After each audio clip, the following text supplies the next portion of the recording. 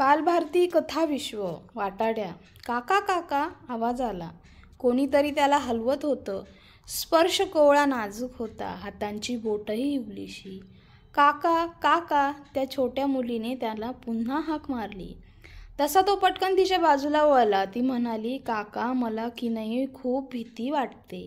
कशाची भीती? काकांनी विचारलं.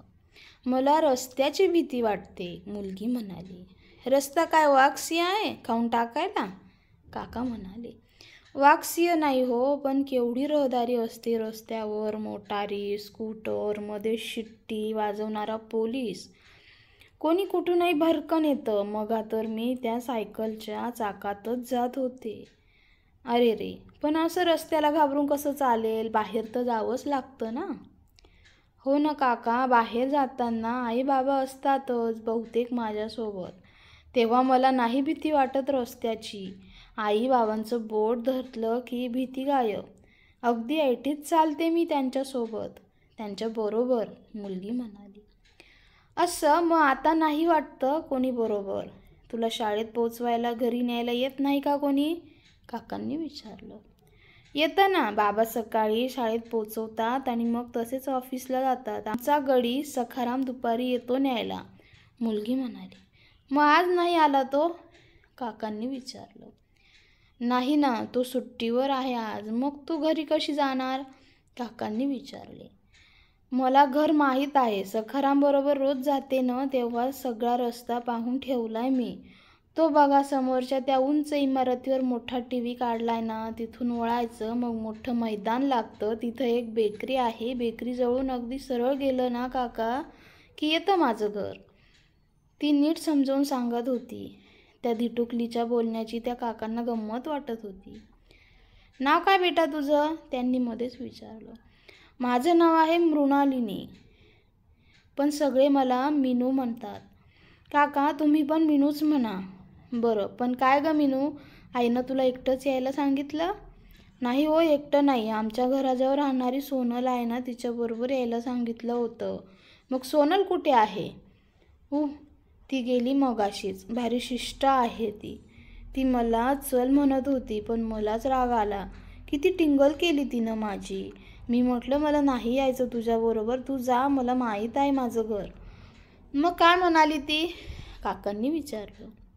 ती म्हणाली, जा, रस्त्यात घाबरशील मग येईल तुझी आई मला विचारायला, मीनू म्हणाली. पण तुला तर रस्त्याची भीती वाटते ना? काकांनी विचारलं. अहो, फक्त रस्ता ओलांडताना जीव घाबरतो. वाटतं सगळ्या गाड्या आपल्याच अंगावर येते आहे. ते हसले. काका तुम्ही मदत कराल? बोट धरलं माझं. फक्त पलीकडे जाण्यापुरतं, मग जाईन मी माझी. मला माहीत आहे पुढचा रस्ता. मीनू उत्साहाने बोलत होती. तिच्या आवाजात आर्जव होती. काकांची छाती मात्र धडधडू लागली होती. चला ना काका प्लीज, मीनू म्हणाली. मीनूच्या आवाजातला आर्जवीपणामुळे काकांना गलबलून आले. काय सांगावे या भोळ्या जीवाला, लहानग्या जीवाला, हे त्यांना समजेना. पण तोपर्यंत तिने काकाचा हात पकडला होता आणि ती त्यांना चालायचा आग्रह करत होती. तिच्या स्पर्शातला भोळा विश्वासच त्या काकांना नवे बळ देत होता. हे बघ, रस्ता क्रॉस करताना घाबरायचं मुळीच नाही. आधी झेब्रा क्रॉसिंग कुठे आहे ते बघायचं, काका म्हणाले. म्हणजे रस्त्यावरचे ते पांढरे पट्टे ना? हो तेच. दाखव बरं कुठे आहे.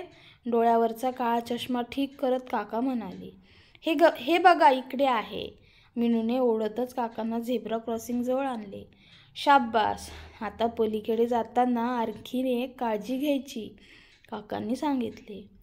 दोन्ही बाजूंनी येणारी वाहनं नीट पाहायची. आधी उजवी बाजू पाहायची. मोटार स्कूटर येत नसेल तर पुढे जायचं. मग अर्ध्या रस्त्यातून दुसऱ्या बाजूनं येणारी वाहन पाहायची. त्यांच्याकडे नीट लक्ष देत आपलं पाऊल उचलायचं, समजलं? हो, म्हणून मीनूने खुशीत मान डोलवली. आणखीन एक करायचं. काय? रस्त्यातून कधीही धावत सुटायचं नाही, समजलं मला. चला ना आता. एकदम नाही. आधी नीट बघ उजव्या हाताला आणि मला सांग, एखादी गाडी येते का ते? उजव्या हाताला ना? त्या पहा 2 कार येत आहेत आणि स्कूटर तर भरधावच आहे. मग थांब. आता गेल्या ना त्या? हो. आता कोणी नाही इकडे. एक गाडी येते आहे पण ती खूप दूर आहे. वा, मग चल. दोघांनी अर्धा रस्ता पार केला. मग काकांनी परत तिला असेच प्रश्न विचारले आणि रस्ता मोकळा सापडताच दोघेही पलीकडे आली. पलीकडे येताच मीनूने जोरात टाळ्या वाजवल्या. ती फार खुशीत होती. वा, तुम्ही किती चांगले आहात काका. किती छान शिकवलं तुम्ही मला. आता रस्ता क्रॉस करताना मला नाही भीती वाटणार. काका, आता मी जाऊ घरी. जा बेटा, पण नीट जाशील ना. हो, अगदी नीट जाईन. तो बघा टी व्ही काढलाय, तिकडे माझं घर आहे, दिसतं ना. मीनू विचारत होती. काकांनी मान उंचावली. तिकडे नाही हो, इकडे या बाजूला. हाताला धरून काकांना तिरपे वळवत मीनू म्हणाली. आता दिसला ना. हो, म्हणून काकांनी खुशीने मान हलवली. आता मी जाते हं. जा बेटा, नीट सांभाळून जा. वा, नीट जायला तर तुम्हीच शिकवलं मला काका. मी सांगेन आईला. अच्छा, ठीक आहे. बाय मीनू. काकांनी हात उंचावून हलवला.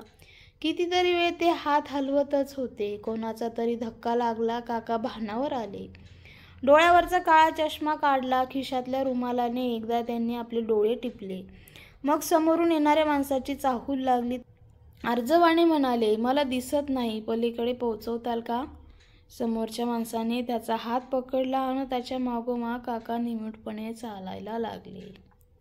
शैलजा काळे यांची ही छानशी कथा कशी वाटली ते कमेंटद्वारे नक्की कळवा आणि आपल्या बालभारती कथा विश्वाला सबस्क्राईब करा. व्हिडिओ शेअर करा, लाईक करा. धन्यवाद.